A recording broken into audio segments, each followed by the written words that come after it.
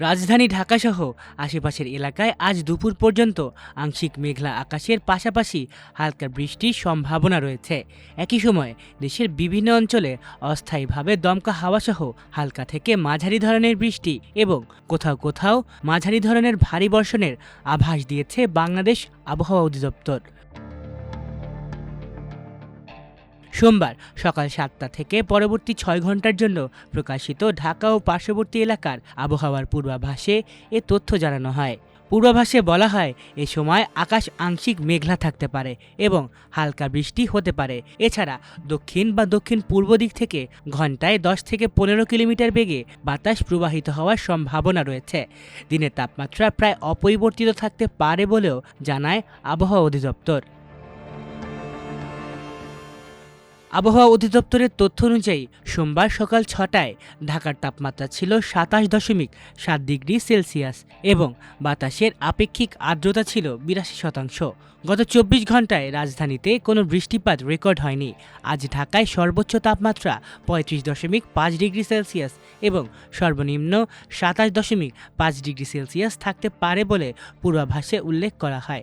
এছাড়া সূর্যাস্ত হবে সন্ধ্যা ৬টা ৪৪ মিনিটে এবং আগামীকাল সূর্যোদয় হবে ভোর ৫টা ২৬ মিনিটে। এদিকে রোববার রাতে প্রকাশিত সারা দেশের আবহাওয়ার পূর্বাভাসে বলা হয়, খুলনা, বরিশাল, চট্টগ্রাম ও সিলেট বিভাগের অধিকাংশ এলাকায় এবং রংপুর, রাজশাহী, ঢাকা ও ময়মনসিংহ বিভাগের কিছু কিছু এলাকায় অস্থায়ীভাবে দমকা হাওয়াসহ হালকা থেকে মাঝারি ধরনের বৃষ্টি অথবা বজ্রসহ বৃষ্টির সম্ভাবনা রয়েছে। একই সঙ্গে দেশের কোথাও কোথাও মাঝারি ধরনের ভারী বর্ষণ হতে পারে।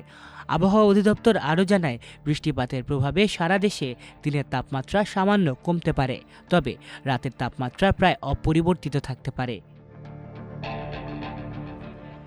এদিকে বঙ্গোপসাগরে আরও নিম্নচাপ সৃষ্টি হয়েছে।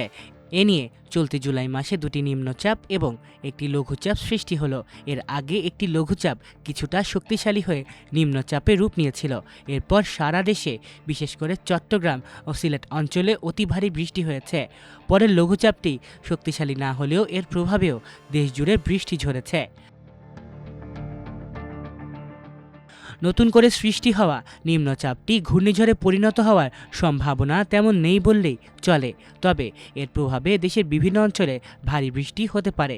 একই সঙ্গে মোংলা, পায়রা, চট্টগ্রাম ও কক্সবাজার সমুদ্র বন্দরকে ৩ নম্বর সতর্ক সংকেত দেখিয়ে যেতে হবে। আবহাওয়া অধিদপ্তরের সতর্কবার্তায় জানিয়েছে, নিম্নচাপের কেন্দ্রে ৪৪ কিলোমিটারের মধ্যে বাতাসের একটানা সর্বোচ্চ গতিবেগ ঘন্টায় ৪০ কিলোমিটার, যা দমকা অথবা ঝোড়ো হাওয়ার আকারে ৫০ কিলোমিটার পর্যন্ত বৃদ্ধি পাচ্ছে। এ কারণে উত্তর বঙ্গোপসাগরে অবস্থানরত মাছ ধরার নৌকা ও ট্রলার সমূহকে দ্রুত নিরাপদ আশ্রয়ে যেতে এবং পরবর্তী নির্দেশ না দেওয়া পর্যন্ত নিরাপদ আশ্রয়ে থাকতে বলা হয়েছে।